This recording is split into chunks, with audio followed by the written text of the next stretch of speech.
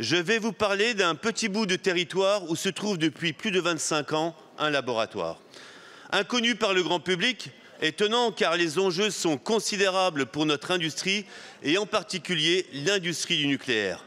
Il y est prévu le projet insensé du millénaire, creuser pendant plus de 150 ans, 300 km de galeries, soit 1,5 fois la longueur du métro parisien. Stocker à 500 mètres sous terre des déchets concentrant à eux seuls 99,9% de la radioactivité. Des déchets d'une durée de vie moyenne de 200 000 ans. Bure est le train d'atterrissage de l'industrie nucléaire. Bure et ses environs colonisés avant d'être irradiés. Où les vies comptent moins que les autres. Où on exproprie les terres et les consciences, où les élus locaux ont cru à la carotte financière. Bure n'est pas seulement le laboratoire des déchets ultra-radioactifs, il est le laboratoire de la répression.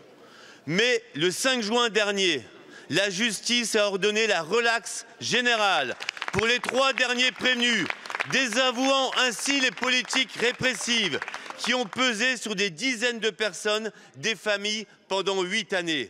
Cette relaxe, c'est la défaite du talon de fer, écrasant la démocratie, instrumentalisant les procédures judiciaires, réprimant violemment toutes les contestations, comme à Sainte-Soline, autour de la 69, les soulèvements de la terre et à Bure. Alors ma question, quelle réparation prévoyez-vous pour ces personnes injustement poursuivies, pour ces vies empêchées et cette lutte entravée?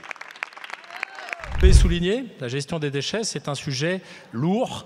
99,9% de la radioactivité est contenue dans 2,5% des déchets, les déchets de moyenne et haute activité, qui sont effectivement l'objet du projet de Bure, du projet Cigéo.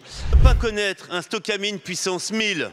Il est temps de siffler la fin de ce projet lors de la manifestation du futur à Bure qu'aura lieu le 20 septembre 2025. En cette journée d'appel, soyons nombreux à Bure le 20 septembre.